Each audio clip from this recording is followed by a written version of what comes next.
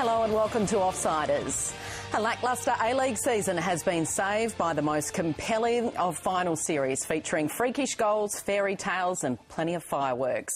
Melbourne Victory survived a close shave, 2 own goals and extra time to eliminate raging favourite Sydney FC in their first win over their arch rivals in 2.5 years. They'll travel to Newcastle to meet the Jets in next Saturday night's decider. In anticipated celebration, they're nearly there. Simon wins another good flick on. Carney inside the box. Chance here. Lawrence Thomas again. Mizia. Oh, it's an own goal. Would you believe it? The second in the game, and perhaps from Victory's best player in the game, Terry Antonis. Antonis had no right to get through there, really, but still he goes on. O'Neill giving chase forlornly. Still Terry Antonis. Has he won it for Melbourne Victory? The villain turned hero in navy blue. Extraordinary. What a run. Absolutely brilliant. Incredible stuff from Antonis. So Melbourne Victory 3-2 in the end. In fact, they scored all 5 goals, 2 own goals and 3 at the right end.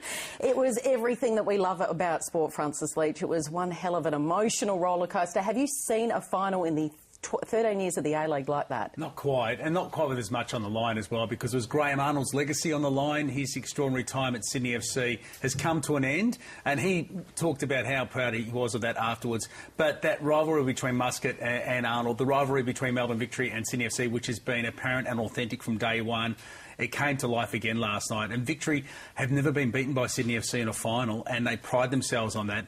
And even though they hadn't beaten them in the last 8 starts, Kevin Muscat was defiant in the lead-up to the game, saying he had a game plan to win it.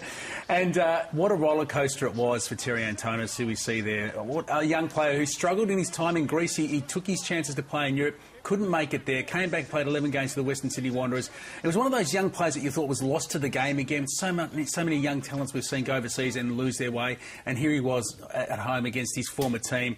You know, heartbroken, then to half an hour later, scoring an extraordinary winner to get his team through. It was unbelievable. And former Matildas captain Melissa Barbieri joins us. Did that make you want to jump off your couch and run out onto the pitch? Oh, I was having a heart attack. But I love how Kevin Muscat has a game plan, but I'm sure it didn't include Rhys Williams going down in the warm-up with a severe calf injury, and everyone thought it was an Achilles, which he's had a lot of problems with for over 2 years in his career. So hopefully, you know, you can see the footage here. Yeah. And when he looks behind him like that, that's a key time where people think, oh, definitely an Achilles. But he's obviously had such a calf tear that he's thought someone has kicked him from behind. But what a way by Kevin Muscat to get around him in the change rooms right before the kick-off and, you know, make him still feel a part of it. He's obviously distraught. Yeah. And that's his World Cup hope's gone too. Yeah. Yes. And his wife, based obviously in Melbourne, flew to Perth to drop the kids off to the grandparents, then flew to Sydney ready to watch him, and he does that in the warm-up. Josh, we should have known right from the start we were in for drama when that happened. I can't recall being taken on an emotional rollercoaster in a football match since Kaiserslautern in 2006 when the Socceroos nailed those 3 goals in the last few minutes to beat Japan. Yes. Plus the fact the Victory had all their strike weapons on the bench for extra time as well, Troisi, and the look on Berisha's face.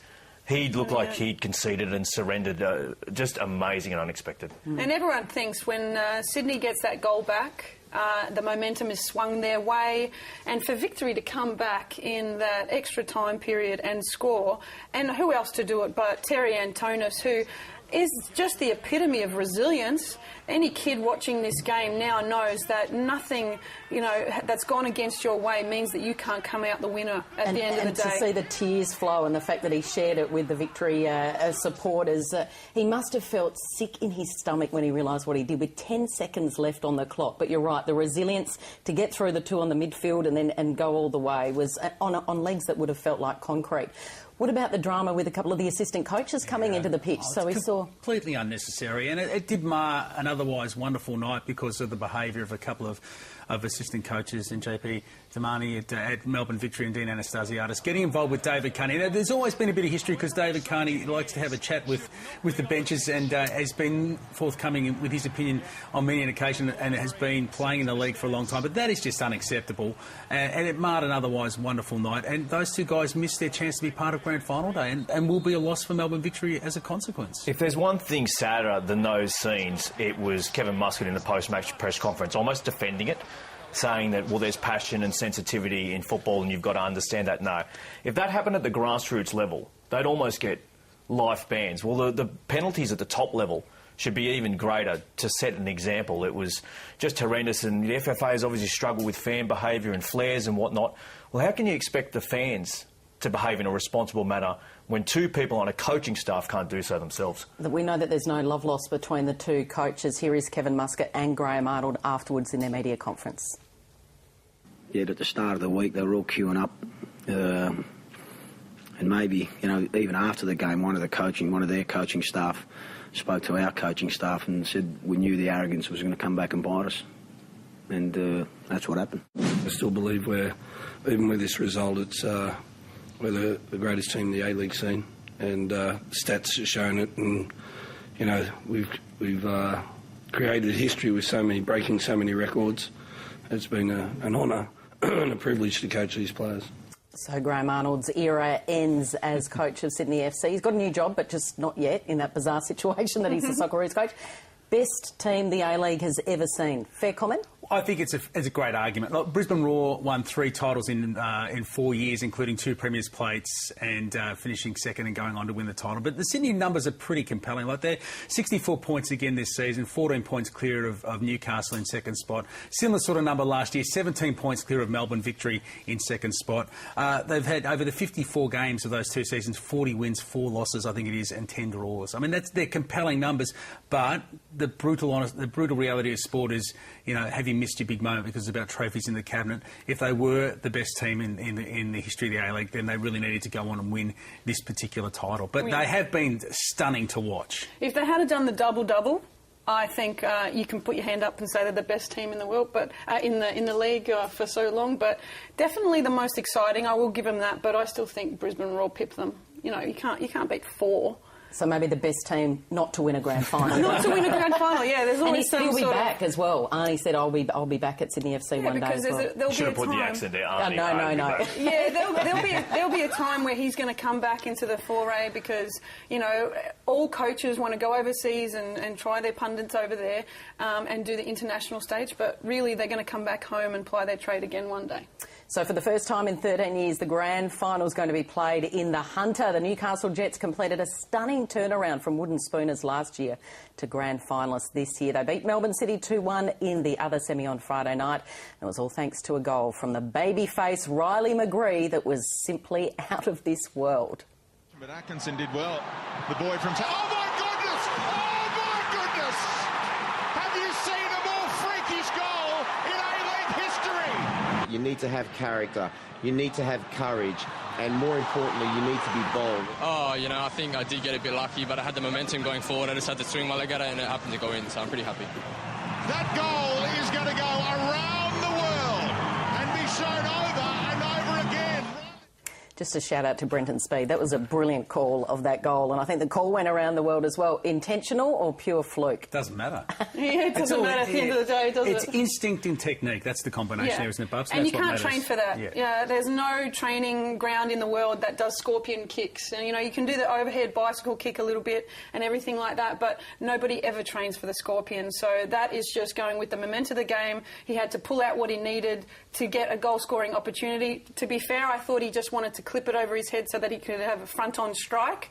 But that's come off his heel and gone top corner. Poor Dean Brazanis, I feel for him. I'm part of the City family, so, you know, we train with each other. And just to have him rooted to this spot on that, you just know you can't do anything about it, and it's such a shame to go out. But when you have a goal scored against you like that, you have to just put your hand up and just say, well... I did love the tweet from Riley a little later. I reckon it was about midnight. He probably just got to bed and couldn't sleep. And he said, upon watching the replay, I actually think that I meant it. So even he's not sure. Yeah. I wonder how many times he'll watch that. But it means the first Saturday night grand final for the A-League in 9 years is going to be in Newcastle. And it's a great story, isn't it, Josh? Because these sports fans have done it tough over the last few years. Yeah. In every sport. The big shadow of Nathan Tinkler finally beginning to recede from Newcastle, both for Rugby League and the A-League as well. So it is a great story, but I don't think the grand final should be played in a regional city. Oh, really? Nope. They haven't earned it. Where would you play it? Of course they've earned it, but in the football aspires to go toe to toe with the other codes, which play their grand finals in a traditional sense on the biggest stages, in the biggest stadiums, and they often have teams from out of town playing there. Newcastle's not that far from Sydney. And let's also remember that 10 years ago, they played the Central Coast in a decider in Sydney as well that sold out the stadium.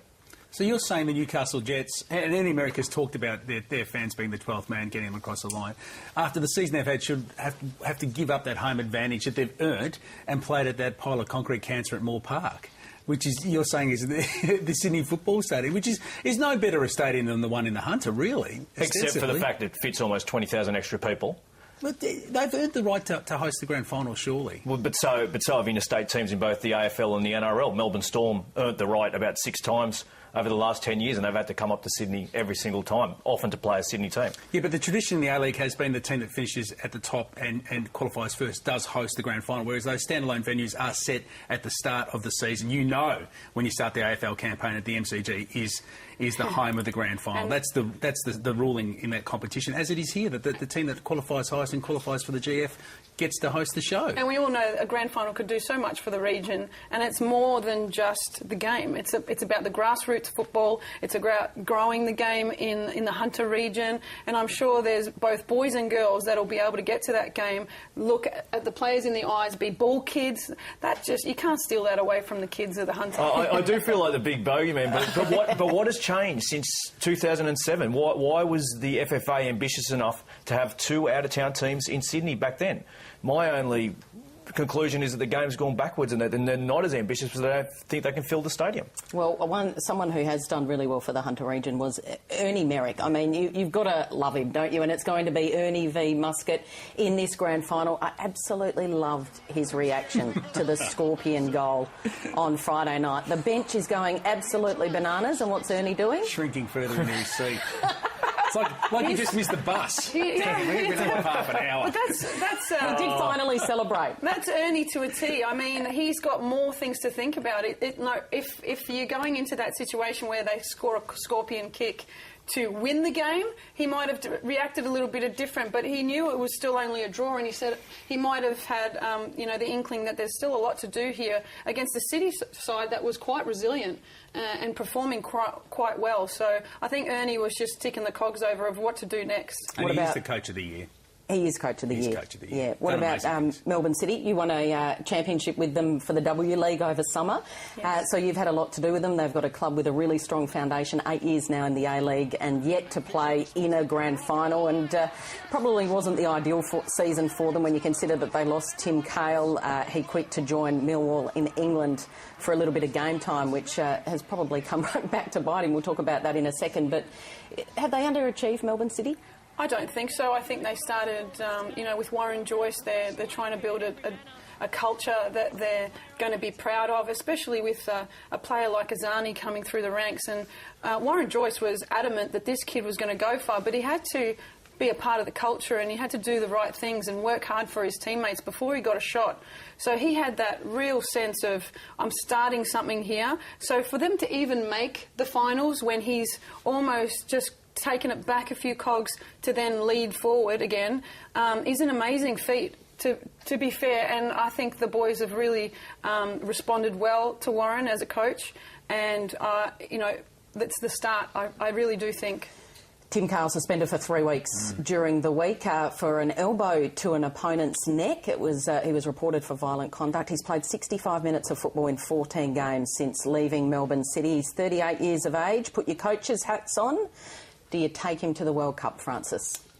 The only thing that would make him a choice for me will be if we were that short on available talent. He shouldn't be, if we're good enough, be at the World Cup on picking players on merit going to the World Cup. And that's got nothing to do with my enormous respect for Tim and his achievements. But he's played 65 or 67 minutes over 10 starts or 10 appearances for Millwall. And it's just really struggled to have an imprint on a team that has improved. I mean, Millwall were on a 17-game unbeaten run in the Championship as they were looking to try to get promotion to the Premier League. So he was fighting for a spot. But I don't think that at the moment he's the player. If we're looking for Tim Cahill to save our World Cup, we're in a lot of trouble. Melissa, would you take him? I still would, because I think when you're playing in a team like the Socceroos, who is quite young, you do have to actually think of off-the-park things. So a player like Timmy Cahill can be very good for the change room, and that experience can really shine through. And, I mean, you can say that all the boys are professional footballers now, they shouldn't need an older head in the game, but maybe they do. Maybe his value is not just what he can produce on the park, but what he can do off the field as well. The other football codes look rather dull after what happened in the A-League this weekend. Isn't it great? Josh, we better talk. Thanks, what a build-up.